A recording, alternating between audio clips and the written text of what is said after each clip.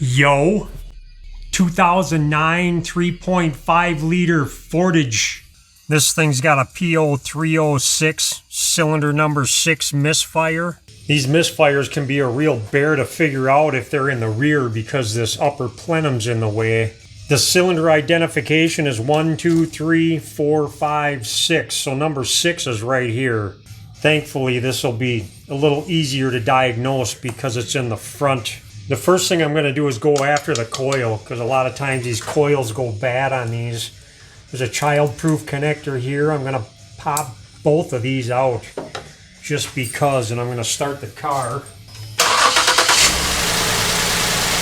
I can feel it's got a good miss. I unplug this connector and it doesn't do nothing. I unplug this one. Yep, I can hear it miss. So I'm going to unplug this. There's an 8mm here. I'm going to try to sneak this coil out without taking this hose off. I'm going to plug this coil back in. I have a spark plug tester here. I'm going to put that in here. That needs to be grounded. I'll just ground it out on the valve cover because that's metal. And I'm going to look for a spark.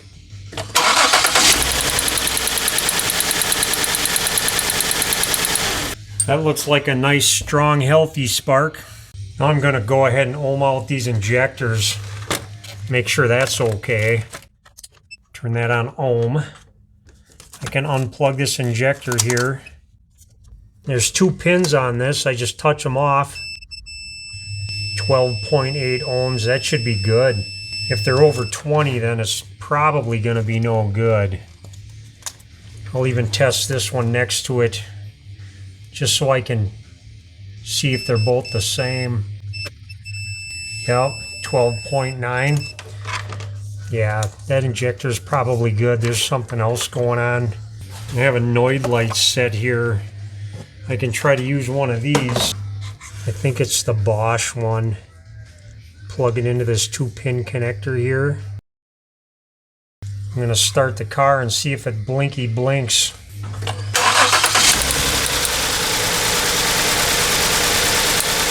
So I have a good signal on my injector. My injector ohms out okay. And I'm getting a good spark. Sometimes the wires can break on the coil or the injector, or the driver for the computer can go bad. But all that seems to be good. Next thing I'm going to do is take out this spark plug. I'm going to want to inspect this plug and I'm going to look for any kind of carbon tracking, which would be a black streak that goes from the tip all the way down to the plug. I don't see anything like that going on. I can also look in here and I can look for gray or black on the inside of here, and it all looks good in there. So there's no signs of carbon tracking. Any kind of carbon tracking, that's an electrical leak that'll just send it right to ground and then this plug won't work. So I suppose now I can put a compression tester in here. I'm going to leave this spark plug tester in here just so this coil's got a good, it can actually make the path and go to ground, and we don't have to worry about screwing up any electronics. I'm going to start this up, and anything over 90, 120 is good enough for me. Yeah, that's fine. Okay, one more thing I can do here. I'm going to leave that compression tester in, and I'm going to check this spark plug, make sure that's good. I got a little piece of mechanics wire here I can just wrap around here, and I'm just going to put this on a ground. Just bury it on a ground really good. See if that gets a spark.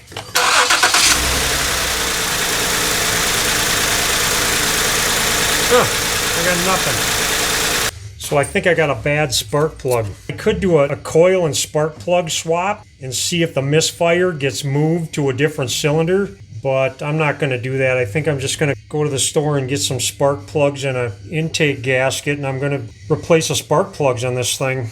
I went to the parts store and I got the same plugs, Motorcraft Platinum. I got this number down on the plug, and I want the same exact ones that I take out of here. I'm real adamant about that. So it came up with a SP411 or SP411X, but the number on the plug is the same. I got some anti-seize here. I'm gonna put a little bit of that on here.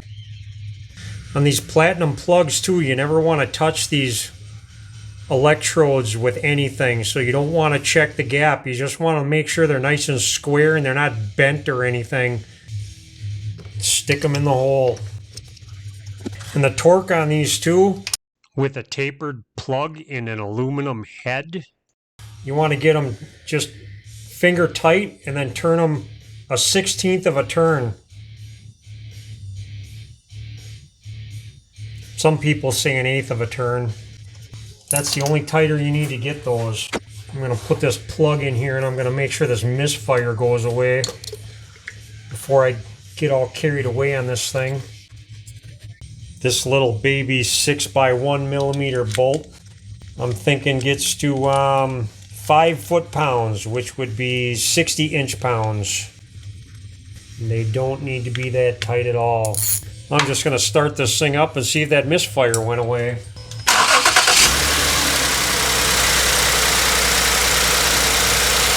Smooth as a Ford.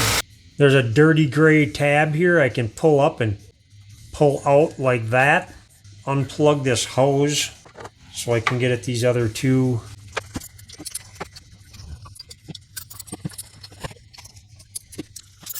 Now if I was cheap and dirty, I'd call it a half a tune-up good.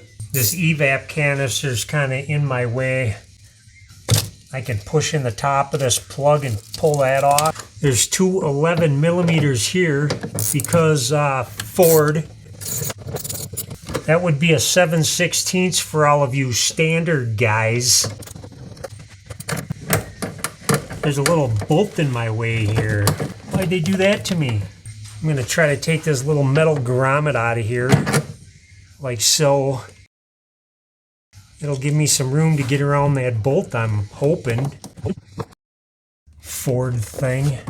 There's a funky little plastic tab thing in here. I can push in on them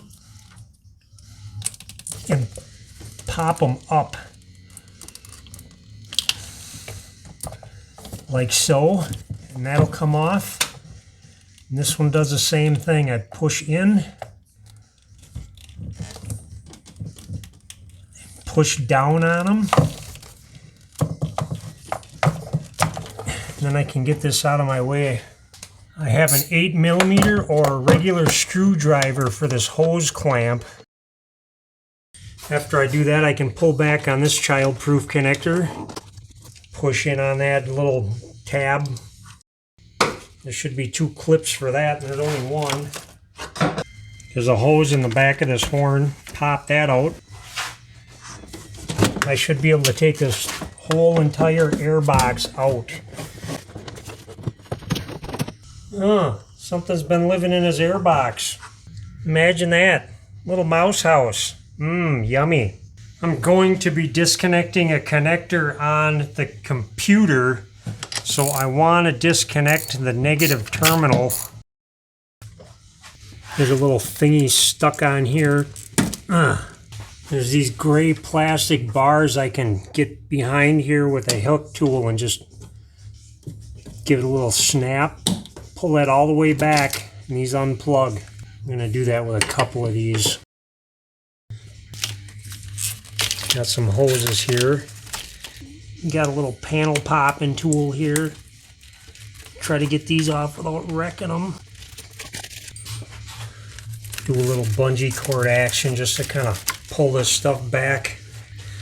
This throttle body, there's a child-proof connector on that. Looks like somebody already pulled that up. Now there's a couple hoses on the back of the plenum with pinch clamps on them. I can grab that one with my finger and pull on it really hard and try to turn it up. I should be able to get these off with a needle nose or a pair of pliers perhaps. I think I'm going to get that hose off after I loosen up the intake and pull it back a little bit. I have an 8mm underneath this throttle body. Looks like I got 6 8mm bolts for this upper intake. This intake should be loose. Yep.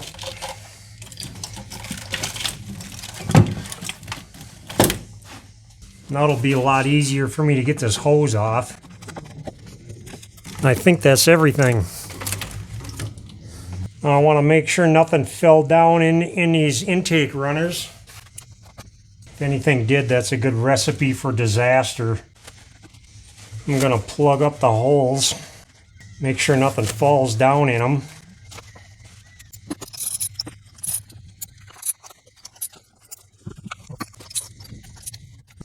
Now if you got a P0301 or a P0302 or 303, that's for cylinder 1, 2, or 3. And if you got any problems with that and you want to diagnose things the way I did and this upper intake is off, you don't want to be starting it up and trying to run it, because this thing might run like wide open throttle. And all these little rags will get sucked right down into your engine, and it's going to want to go wide open throttle because you still got your fuel injectors working and it's still pulling a spark. So probably not a good idea to diagnose the rear bank the way I did with the front. I'm going to be replacing these plenum gaskets. They look kind of good, but I'm not going to trust these. This is a really old truck. Some people reuse these, and if they leak, it'll pull a lean bank code, and you'll have to replace them again anyways. Part number. That's ready to go back on. I got a carbide scraper here. These seem to work the best for this. Can hit it with a razor blade if you like to. Just pull on it like this. That seems to work better than a carbide scraper.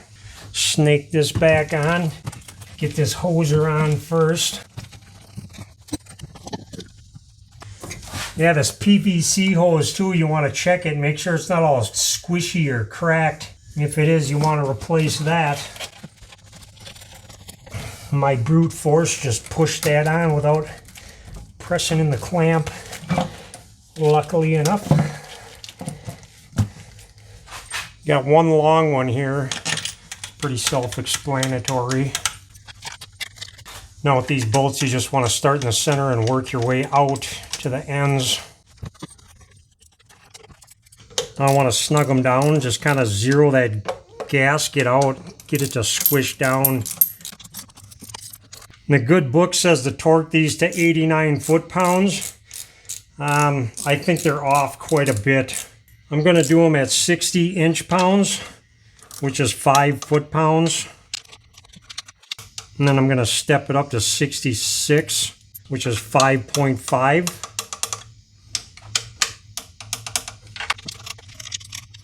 And I'm not going over that. And the last thing I want them things to do is break.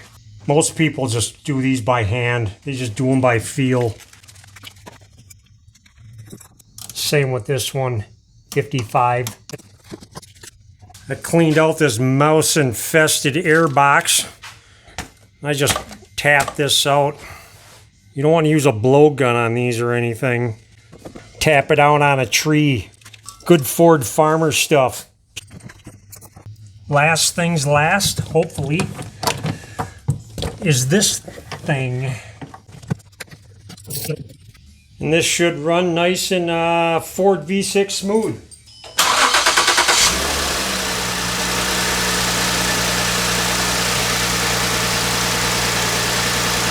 No shaky shaky. Okay, bye.